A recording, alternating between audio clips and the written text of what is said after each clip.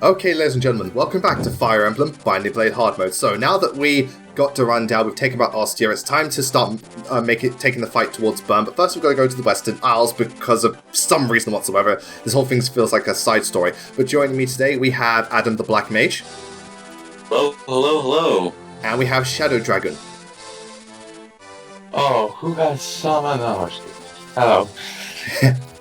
Alright, so yeah, we're while the Lycian Council is trying to decide what they want to do, Roy's got to go off and deal with this small thing going on in the Western Isles because the developers need to fill up the game somehow.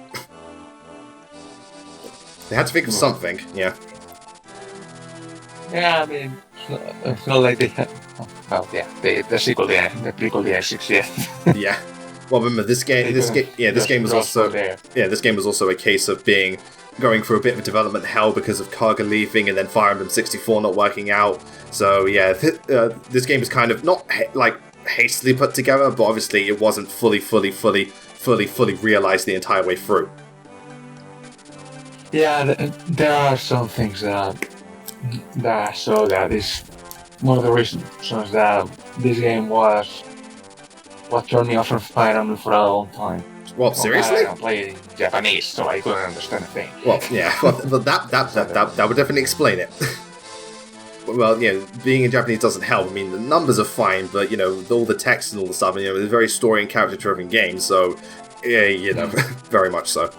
Oh, yeah. Well, a bit less character-driven in this one. Yeah, but still character-driven as a whole. That's what Fire Emblem is, yeah. So yeah, we've got to go to the Western Isles because we've got to deal with bandits and all that jazz. And again, this would have been a really cool place for Roy character development to see how some of the laws screw over the common folk. But again, it's just kind of glanced over because, God forbid, we make Roy interesting.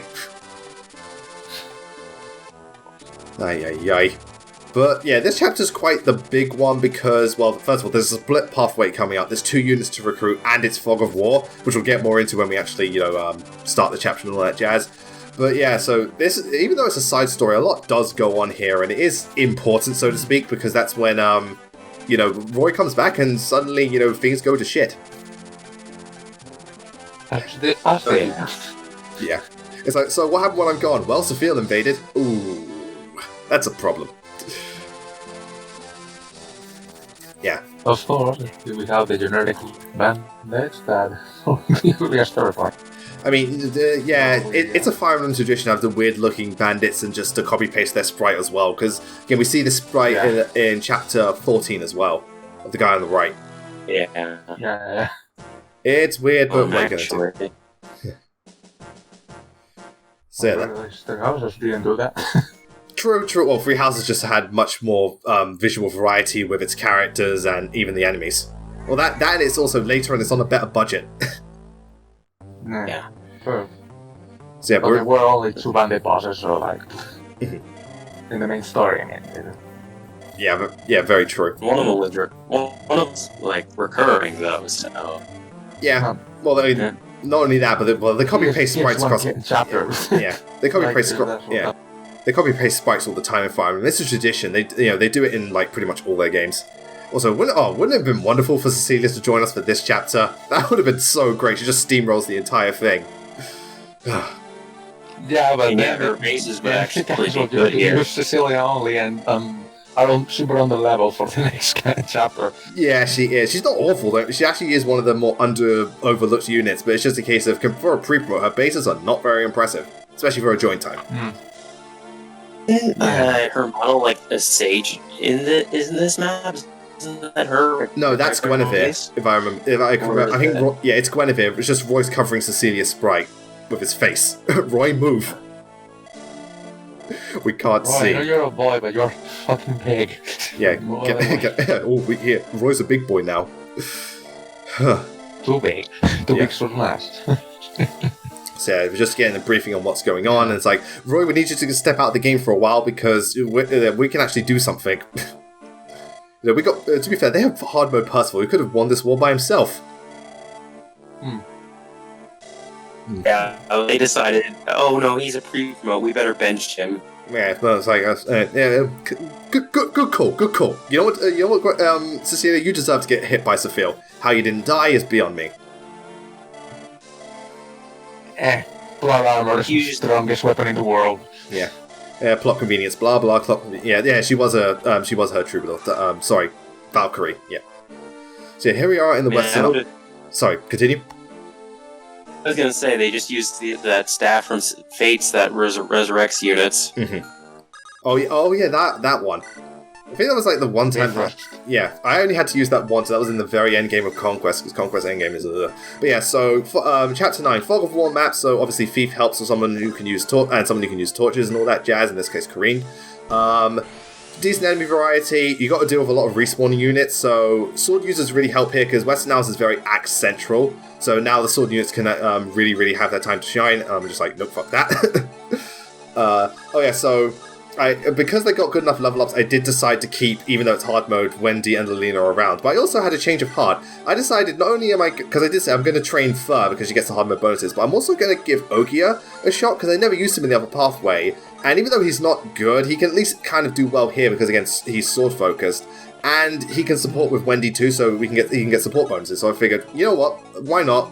It would just be interesting to see a different unit, playing the game rather than, because I'm already limited as it is with Binding Blade because of how the unit balancing is. So I thought might as well go with someone else.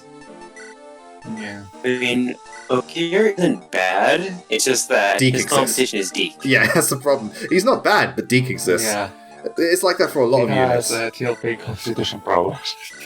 Yeah, it's like I say so many times. Baruka's great, but she has to face off against Camilla. And that, no one's going to win that battle. Yeah, you ain't winning. The only way she's going to those stages is Camilla gets screwed. And even then, that's very unlikely. Her bases are so good. And even she has that glitch where she levels up, the game thinks she's a few levels under her actual level, so she levels up faster. It's weird. So yeah. That's the weirdest favoritism I've ever seen. And even though it was unintentional. I mean, I can understand why they would favor her. Yeah, well, yeah. That's her base. So wait, she just happens to be the big titty sister with amazing bases and the best unit in the game. So even because here's the thing, I haven't leveled up Ogia once, but he can still double these guys. Again, he's a fine unit. It's just Deke is the problem. Yeah, he's got pretty good bases, and whenever I use him, he always ends up being like, in terms of just the strength stat, stronger than Deke. I think overall he tends to have more skill. Yeah, I think overall he's weaker than Deke. Ogi is built more like a sword master. He's faster and is a bit more skillful, but but obviously Deke has the higher bases and he's got the higher strength. I mean, Ogi is absolutely fine. You can't really go wrong with him. It's just a case of it's like just use Deke or Rutger or Fur. There's just a lot more he's got a very steep competition. Yeah. Yeah, also especially given Deke's constitution stat is amazing. Oh yes, it is. It makes it hard for him to be rescued, but the fact that he can nearly lose Randall unaffected by it is amazing. Yeah, very, very much so. So with this chapter, make sure you bring Sue and Noah along so that you can recruit Sin and Fur because they both get hard mode bonuses, and in this mode they're really damn useful. Oh yeah. Because the thing about this chapter to me is that I don't remember most of it, only that it was a pain in the ass, but then again it's a Fog War. It's going to be a pain in the ass. Well, it doesn't. The topology doesn't stand out that much. I mean, the only thing that's got going for it is there's a shit ton of pirates, and also there's a berserker boss. By the way, be careful of that fucking berserker boss because of that crit rate. So yeah. But yeah, the chapter itself, in terms of actual design, it's pretty. Like, there's one village, but the layout's pretty boring. It's not an awful chapter. I do like how it splits off and you've got to kind of deal with other units, and the enemy variety is decent, but it is kind of one of the more forgettable ones, because like even Western Isles, you had stuff like 11B and like 10A, which were a lot more memorable than their designs. It was also just the stuff you had to do, because like, in 11B, it's like, we've got to rescue these people, and we've got to get Thea, and we've got to get Klein. Jesus Christ, help me. And Echidna. Jesus Christ, help me. Oh yeah, like some maps are memorable because of like stuff like that. Some are memorable because of their designs. Some are memorable because the characters you get in them. Yeah, well, like the story events that take place. Some are memorable because of the boundaries. Yeah, everyone remembers chapter 14. In Echo. Oh god, that map is awful. Yeah, again, everyone remembers chapter 14 of Binding Blade, but not for the right reasons. They don't remember it because of Sophia, they remember it because of trying to keep Sophia. Oh, god damn, she got a critical out of nowhere. The thing, she didn't even do the animation, she just threw it really hard. That was so weird. Except for video for January came out the other day, maybe that's why. Oh, I get it. Fucking 82. Yeah, thankfully we have Sue. I mean, in this mode, what do you call it?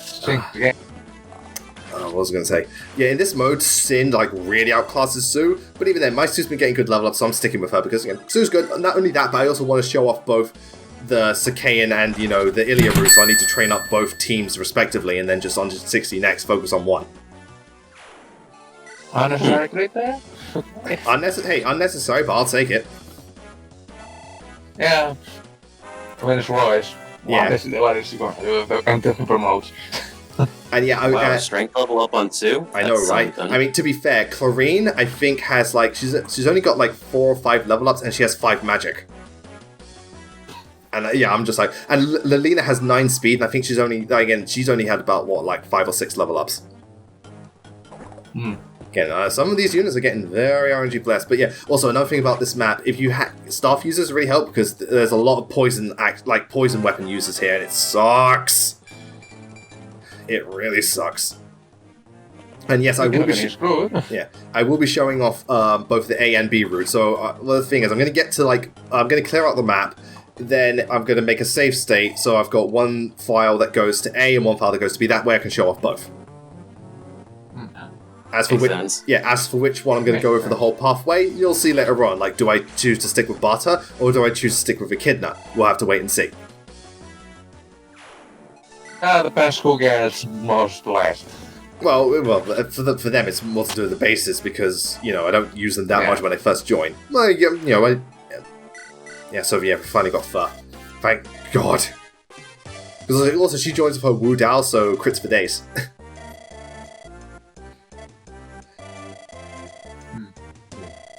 Yeah, I mean, Fur's one of those ones where, because obviously hard mode bonuses vary from unit to unit. Like, Rutger was great without them, but with this he's even better. Ray barely changes and Percival's nuts, but Fur is definitely one of them. Fur and Fur and Thea, where the hard mode bonuses would like elevate them up an entire tier.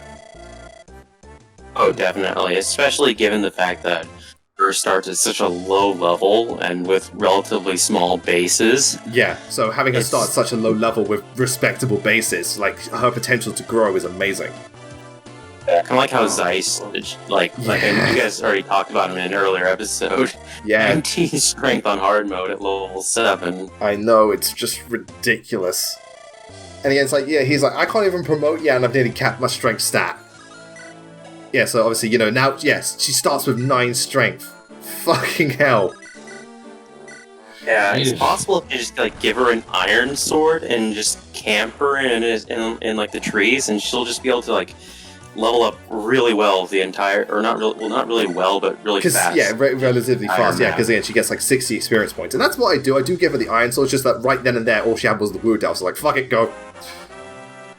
So this is an excellent. And if she doesn't work out, hey, you have a free go. Yeah, so this is an area because there's so many pirate units. This is an excellent place to level up sword and magic users. So if you want to, go for it. Lance units kind of suck here, but at the same time, why would you not bring a paladin? And also, you probably would need a Pegasus Knight,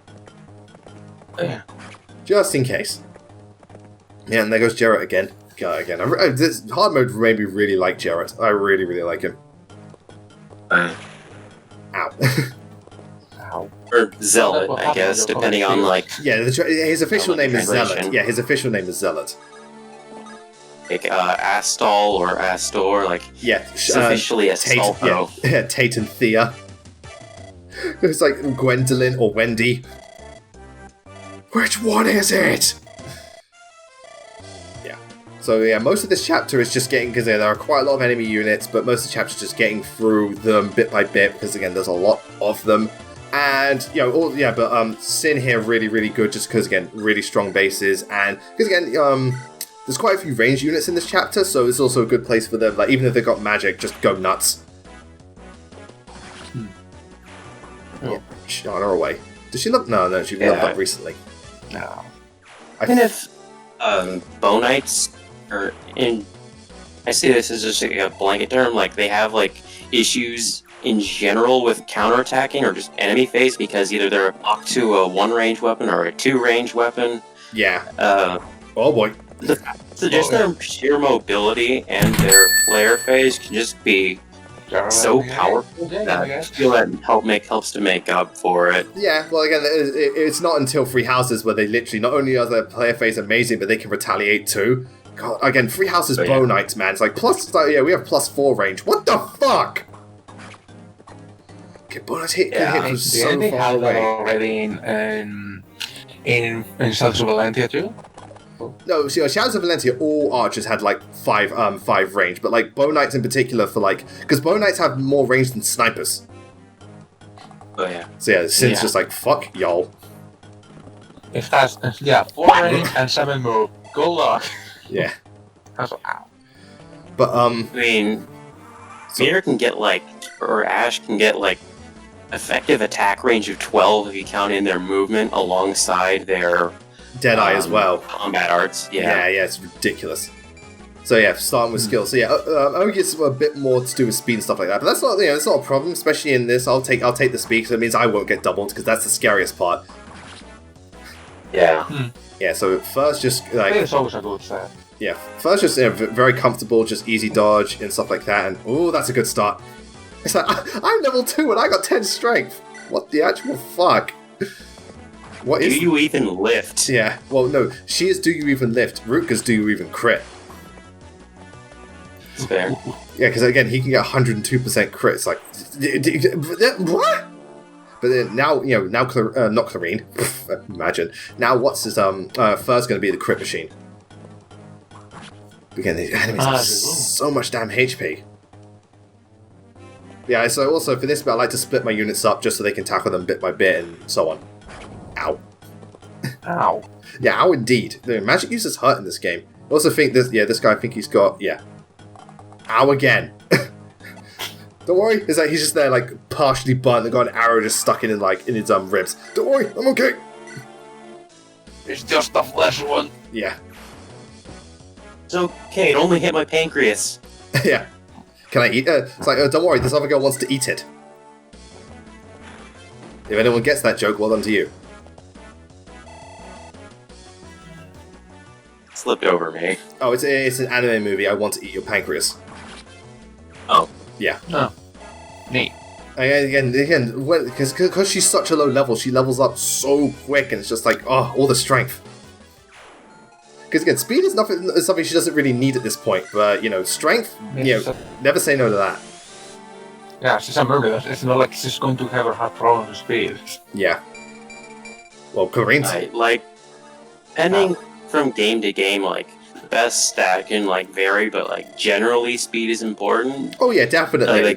One of the best stats, but, especially in 3 houses, speed is definitely the best stat, but, in GBA, just the fact that enemies are generally so slow, or they're weighed down so heavily. Yeah, because they're in 7, the enemy speed stat is a joke.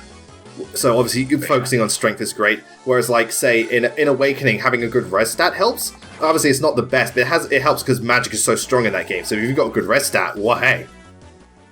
Definitely. Whereas in Path of Radiance, I'd argue that strength. So you're saying about Path of Radiance? Saying Path of Radiance, debatably, strength is the most important stat because of just how heavy some of those weapons are, like the hammer or even Ragnell. Yeah, 20. Yeah, very true. Well, not only that, but they only do some of the bosses too, like Ashnod and the Black Knight. You need that strength. But also the likes of I was going to say because it's only double damage, so the more strength you have, the better. Right. Yeah. Yeah, but obviously it varies from game to game. But Free House's speed, I totally get that. Not only because of how many different enemies there are, because of you got brawlers that can quadruple, but also because Falcon Knights. Jesus Christ, in that game, Falcon Knights. Oh yeah. Oh god. In my last Blue Lion hard mode playthrough, my Ingray got strength screwed, and because her speed was so high, it was still incredible. Yeah, it's like I may not be able to hit much, but I will always double you. Just give me a brave sword. I mean, and then we have just Dimitri, who's just... Oh yeah. Like, Dimitri, unless I'm mistaken, he actually, aside from maybe Bernadetta, he has like the highest damage potential out of pretty much any unit in Fire Emblem. I think he does because he has the highest strength growth, but also it's like his weapon and I think his combat arts as well. Like, they're the ridiculous. I know Bernadetta with Vengeance and her crest can be extremely powerful. I also know that, like, Lycia and Hilda can be extremely powerful. Well, Lycia's just like Lycia. She, you know, it's like, I could destroy a 5th tier unit as, like, a tier 2. And what? Oh, yeah. And then Yuritsa, arguably the most prep mode in that game. Well, to be fair, you don't even control Yuritsa.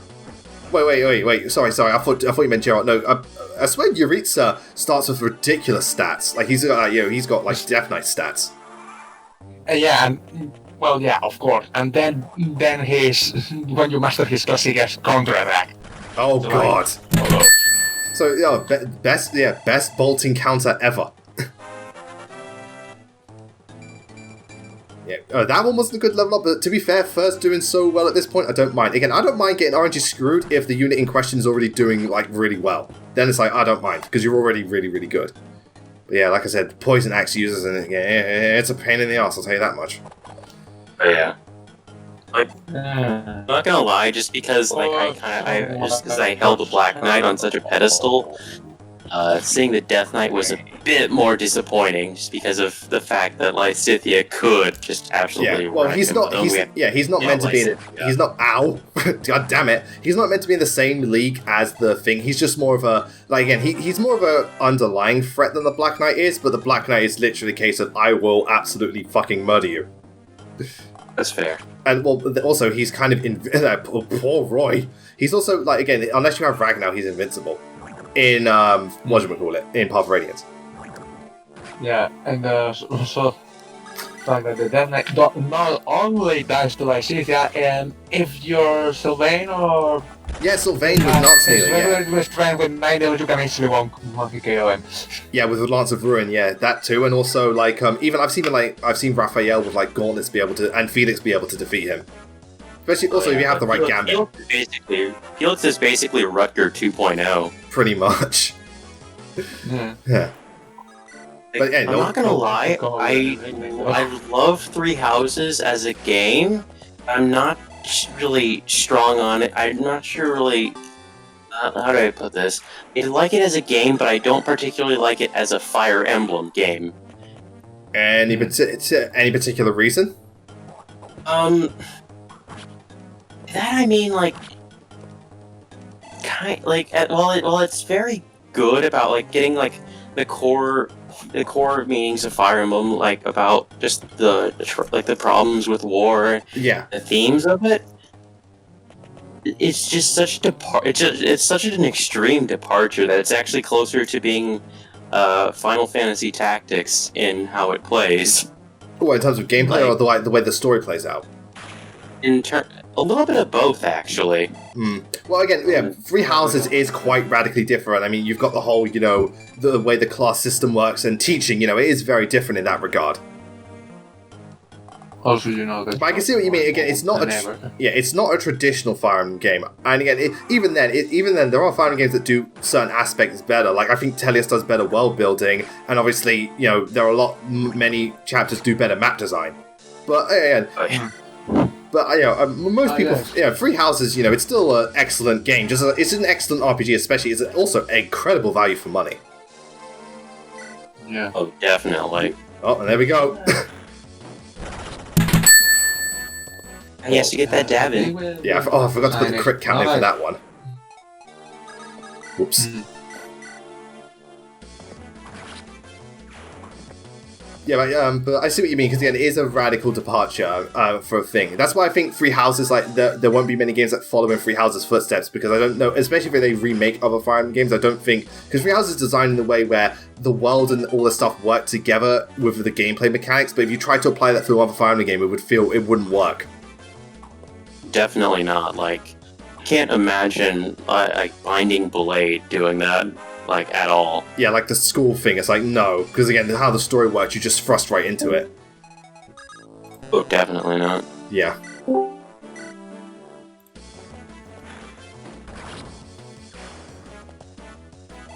And there goes Lena again, just soaking up those kills. And again, Wendy's like, I really shouldn't be doing this because I'm an army unit, but fuck it. Someone's got to defend the bit. Someone's got to defend us. Will say, just the thing I liked most about pirates when it comes to GBA is the fact that they do have that water mobility. Even if it's not incredibly useful, it's just It's a nice little thing. It's a little bonus. So yeah, again, I can see that. Again, this chapter in particular works, and again, it's just nice to have. So yeah, again, Wendy's just getting pounded on by all these people, but at least she's actually doing her job as a knight.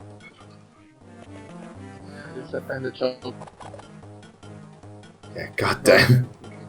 Yeah, well, a lot of it's not too hard to compete for being the best knight when your competition is Barth and Bors. And then she's the worst knight. It's like, god damn. It's only the fact, again, the only reason I'm using it is because she happened to get the good level ups. So it's like she's like, fuck it. I may not be 4 HP, but fuck it. I mean, I'm extremely impressed that you even managed to get her out of Chapter 8, considering Yeah, she can very get true. one-rounded by an archer. Well, it wasn't easy, but I did get there eventually. And that was the whole thing, because I know people were asking, oh, you're actually going to use Wendy and stuff like that. And I was like, I'll try, and it paid off. Again, if she got RNG screwed, I would have said, fuck it. This game is already unforgiving enough. If you use a screw unit, then it's like you're asking for it. Very much so. So, yeah, thankfully Saul's here to heal my ass up. At least healing doesn't miss in this game. Yeah, well, it's not Thracia. Yeah. Ooh, oh, yeah, this is why I chose Saul over Ellen, because he actually has actual good magic and speed stat and all that jazz. You better call Saul. Yeah, in this case, yes. And at first just there like, oh, I'm saying she's like feasting right now. Oh, all this EXP. Oh, it's even fitting considering her uncle's line in Heroes, Feast Blade Feast, or something like that. Yeah, and level up for Wendy. And she's got good defense at this point. Oh, and look at that, nice. More speed. Neat. Yeah, I'll take now my strength is in the double digits, and I still fucking missed. That's Binding Blade for you. I mean, she got hit by a 20 before, so... Yeah, again, Roy got hit by a 21. Now, as, like, what is generally a bad unit, aside from, like, the Binding Blade, but, like, I was kind of talking about this with a friend of mine who has played all of the Fire Emblem games, and we were kind of thinking, like, lore-wise, he's technically one of the stronger Fire Emblem lords. Oh yeah, in terms of lore, because of what he's done, that's true, but, you know, lore doesn't mean anything when it comes to actual gameplay. Oh, definitely not. I mean, the only one that kind of the only one that kind of complements that is someone like Ike, where he's in lore-wise he's one of the strongest, and gameplay-wise in terms of Radiant Dawn he's one of the strongest. Oh yeah. But like, Roy's not absolutely awful. Again, he's actually pretty good in Western Isles because there's so many sword axe units. So being a sword-locked thing, Roy is actually pretty good here. Definitely. I got him to level 20 in the Western Isles. Nice. And he had 14 strength. It's better than nothing. Yeah. It got him quite a ways for a while, especially since I did some arena abuse, a lot of money, and then just started abusing money I got to buy a bunch of killing edges for him. Why not? Again, might as well use them, especially because, you know, Roy's not going to promote for a while. Might as well use him for something. Yep, Shana away. Oh no, damn! I thought I was going to level up. But yes, obviously there's a lot of respawning units here, so be prepared for the ambush spawn, ladies and gentlemen. It's fierce in this chapter. But at the very least, they at least spawn from the same place, and even then they can't travel that far. Yeah, they have the water walking, but they're still not usually, you cannot. Yeah, but you know what, Fur did so many fights, she literally run the, rotted away the Iron Sword. It's like, I have killed so many fucking pirates. At this point, she could probably just, if she just has the broken sword, she just beats them all to death with the hilt. Pretty much. Yeah, well, why don't you just punch him to death? Give her a gauntlet or two. You know, for Shana, I'll take the extra bulk. I'll definitely take the extra bulk. I'm also glad Karin's dodging, because she's literally, like, could have got one shot. Oh, yeah. That would not have been good. No, it would not. So, yeah, but obviously I'm really waiting out because of that boss, because again, I think I use magic units just because, again, he's a berserker, so his crit rate's naturally high, and I do not trust this game. Oh, yeah. You can never trust Binding Blade RNG, because I myself once used Gonzalez to land a 20% hit with a 20% crit and one-shot the boss of the Tower of Etruria. So yeah, so the whole, so those you saw the support between Ogia and Wendy. It's quite a sweet one because obviously they're both kind of like lesser in terms of their class line. Obviously he's kind of like a new recruit-ish and she's a young knight, and she's just going on to I'm practicing the basics just to become better, because again, that's one thing that is true. Once you've mastered the basics, that's how you move forward. So it was always good to keep up with that. So the support gets nicer later on, but like I said, Binding Blade supports are either they're kind of or they're really good. This one, it starts out but it gets better. At least that's what me thinks. Anyway, more experience for Okia. Does he get? No, but he's. No. Yeah, Again, he's practically a sword. He's practically a Myrmidon. Yeah, again, look at these berserkers, man. Yeesh. Again, he's got a killer axe too. Don't go anywhere near him. Because I don't remember. Will he move? Pardon? No. Can he move? I don't remember. See, I just do the whole thing where I go in and then rescue thing away so that he doesn't get retaliated with the hand axe. And Wendy's doubling. Rescue strats. Yeah, them rescue strats. And I'm doubling Wendy. That, you don't see that every day. Especially not this early. On hard mode. I mean, we all have those moments where a unit who's not supposed to be good ends up being good. Like, in the past, I've had a Rolf in Path of Radiance, mind you, who has had max strength, skill, speed, and defense. I bet he did it just to spite Boyd. I mean... Oh, there goes the leader. Boom. Oh. I once had in Fraser had a monster story for some reason. Yeah. How? It's just, it's one of those things, again, I remember when I played Blazing Sword, I had a Lyn that capped strength, speed, and skill in just so many stats. I was like, what is this woman? What is this woman? Oh god. And what is this woman? Fur, he was gonna die. You didn't need to do that. Yeah, it's what we call a glory. Oh jeez, with these growths you can really see... Yeah, you can really see the relation to Corel in this game. Very much so. I also just noticed, wow, I didn't realize Fur was so frail, but that's also another thing about hard mode bonuses. A lot of the time, units tend to get very high HP boosts. So that definitely helps. The HP pool is super important in this game. Oh god, is it ever? Because the enemy's HP pool is fucking nuts on hard mode. Oh yeah. Like, that's part of why Gonzalez is like... Yeah, so I think he starts with like 40 or 44 HP. Well, it's one of those two. See, look at that, 56. I was like, god damn. I was lucky. So yeah, Fur, Fur claimed victory definitely on that one. Alright, let's see those level ups. Yeah, again, she's very fast and skillful, so just doubling isn't going to be a thing. And yeah, now we've got Wendy and Lilina's support, which I always really liked. Lilina's trying to get closer, but obviously Wendy's like, we need to like understand our position in life. You can't show favoritism towards me. But Lilina's adorable, bless her soul. Definitely. Yeah, that's why I like a Binding Blade remake, because I want to explore these characters even more. Yeah, if I'm gonna be honest, my favorite support system has always been where characters can only support with a very limited number of characters. Generally speaking, they've been of higher quality than like everybody supports with everybody. Well, that was Fates' problem. My opinion. I mean, That is definitely Phase's problem. I mean, Three Houses did a good job of a lot of characters can support, but they were also good quality, because Phase just generally has stronger writing. Alright, so basically, yeah, like I said, I've made 2 states just showing off each of the conversations, because each one leads into going to the A or B route. So it's not the same file, it's a different file for each.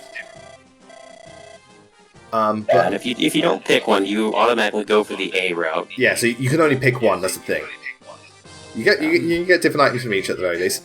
But also, so yeah, with the support system, like I think Path of Radiance actually did it very well, where it was limited, but it was also deploy-based, not proximity-based. Oh, definitely, that was very good. Yeah, and then Radiant Dawn came along, and I'm just like, ugh. We don't talk about that one. No, I mean, most people like the Awakening one that they've used, and to be fair, the Awakening one is, it's still proximity based, but it's so quick in which the support phrases that you don't notice it. Oh, definitely. Oh yeah, I remember that I had my first playthrough. I had Roman Robin in S rank before Chapter 7. Yeah, again, you can be very, very fast with that. Okay. So, that's the end of Chapter 7, ladies and gentlemen. Thank you very much for tuning in, and thank you to my co-commentators for joining me. Thanks for having us. Okay, so next time we're going to be doing the A route first. Well, we're going to do A route, like Chapter 10 A route, then B, then Chapter 11 A route, then B. Yeah, so next we're going to just go forward, face off against a druid, if I remember, and also recruit a certain someone whose some of his stats are just kind of through the roof. And it's the reason I brought Lena along. Yeah. But until then, thank you all very much for watching. We will see you next time. Take care, stay safe, and have a wonderful day.